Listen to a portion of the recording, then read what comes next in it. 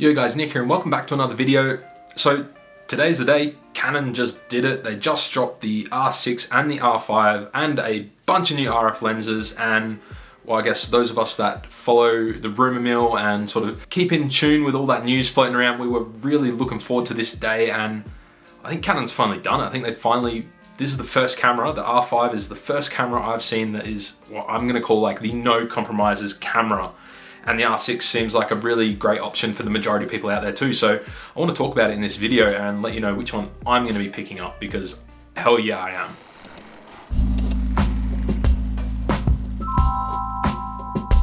So before we get into it guys, just make sure you subscribe to the channel if you want to tune in for more videos like this. We do a lot of video tutorials here as well for video editing. So yeah, if you want to check that out, subscribe down below. So today, July 9th, 2020, something finally good has happened this year. I know it seems like so much bad stuff in the news. Canon just finally properly announced the R5 and R6 mirrorless cameras along with a bunch of lenses. We won't talk about lenses, just the cameras in this video. And they're sort of two pieces of the same pie, because when you look at the specs on paper, and we'll get into it in a sec, they're very, very similar.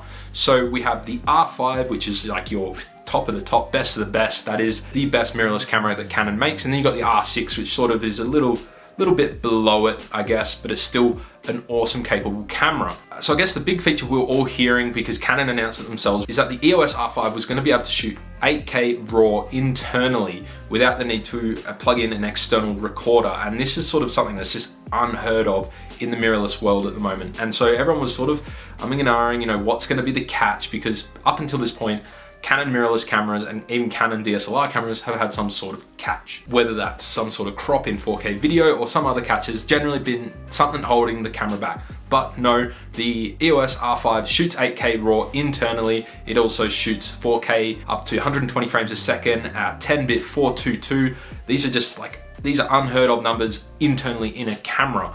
Now the R6 shares a lot of similarities, so let's go through the similarities of these cameras, and then we'll go through the differences, and then I'll tell you which one I'm going to be picking up.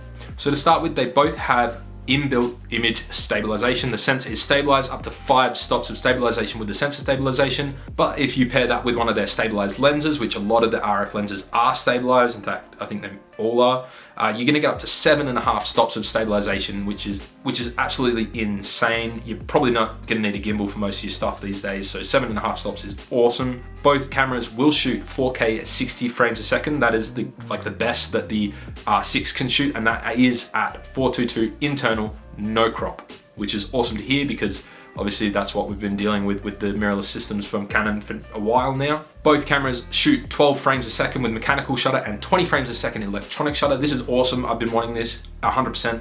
It's just how I shoot. When I'm shooting portraits, I like to just hold that shutter button down and just fucking rapid fire out. It's awesome that they both do this, which is super, super cool. They both have the same autofocus system, so it's what Canon's calling like dual pixel autofocus version 2, so it's gonna be awesome. So you're gonna get head and eye detection for both people and animals, and this is 100% sensor coverage, so that is absolutely awesome to see, and I reckon it's gonna be super, super snappy, probably better than the EOS R for sure. And there's a few things. They both use the same battery. It's a newer version of the battery, the LPE6 battery that Canon has been using up to this date.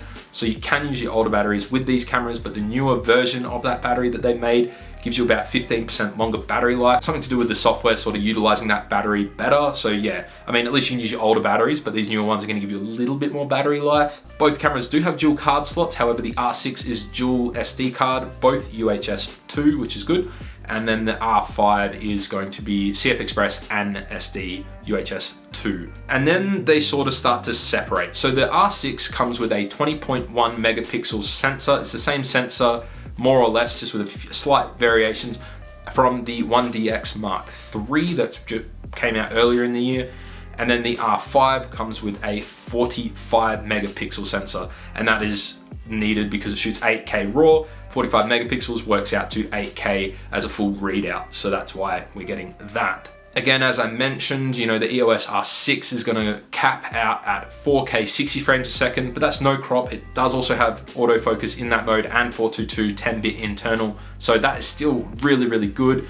You're going to be able to shoot at 120 frames a second at 1080p.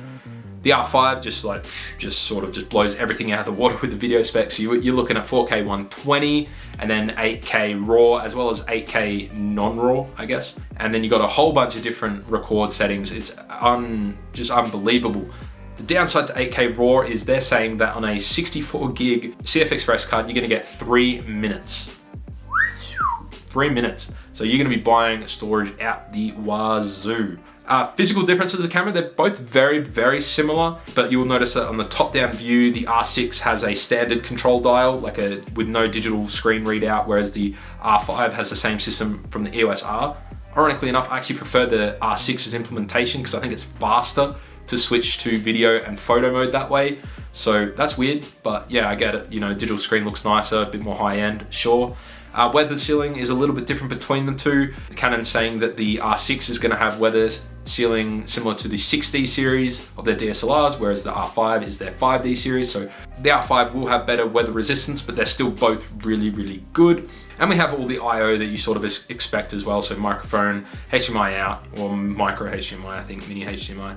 And then you got USB-C as well, which can be used for charging. Not sure if you can use it for data transfer in terms of recording to an SSD, but neither here nor there, I guess. We'll find out later. And a few little differences, and then the R5 also has a larger flip out LCD screen, it's like 3.2 inches versus 3 inches. So we're talking like nothing, right? And then it's a better resolution as well.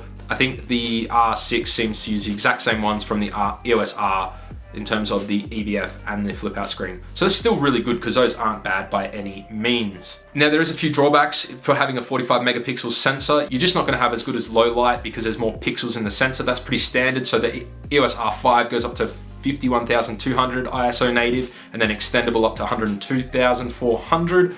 The R6 is 102,400 native, extendable up to 204,800, that's nuts. That one's gonna be absolutely incredible in low light. So that's just a real rough breakdown of the two cameras. What one am I going to pick? Honestly, the way I look at it, the Canon EOS R5 is the no compromises camera. You pick this up, you do not compromise anyway. You get unbelievable video specs. You get a 45 megapixel sensor, so you can print these, you can take photos and print them huge, all in a mirrorless form factor. So yeah, the R5 is the no compromises camera. It's probably why it costs $5,400 Canadian. And that's, I guess, where you're putting the money in, right? So you're gonna invest into that camera. You probably won't need to upgrade for 5 years, at least, right? Whereas at the moment, I find if you've got a compromise on a camera, you do tend to look at the market a bit more regularly, hoping to find that camera that crosses off what you compromise on. If you wanna know what I'm compromising on currently, I'll leave a link to the video I posted recently on the EOS R. The R6, I think will be the camera for most people. I think 20 megapixels is enough. Most people post their photos online anyway or have a portfolio. Unless you're gonna be blowing up billboard size, the R6 is going to be fine for most people. And the video specs are gonna be great for most people. 4K 60, until the R5 was announced, 4K 60 is what we want in every camera. And then Canon's oh, 8K, and then that's sort of what we've all wanted. But 4K 60, and yeah, I feel like the R6 is the camera for most people, unless you've got the cash, because if you get the R5, you're never gonna want another camera again. So the camera I'm thinking of picking up is actually the R6, because it just seems to make the most sense. I don't feel like spending the extra $2,000 on the R5. That could change, It's a very tempting camera, no compromising, oh my God, that's unreal. So yeah, but the R6 I think is the one I'm gonna get at the moment. We'll see. Follow me on socials if you want to see what I actually decide to do. Feel my wallet hurting already. Anyway guys, that's it for this video. Just a quick update on the new cameras coming out by Canon. But yeah, until the next video guys.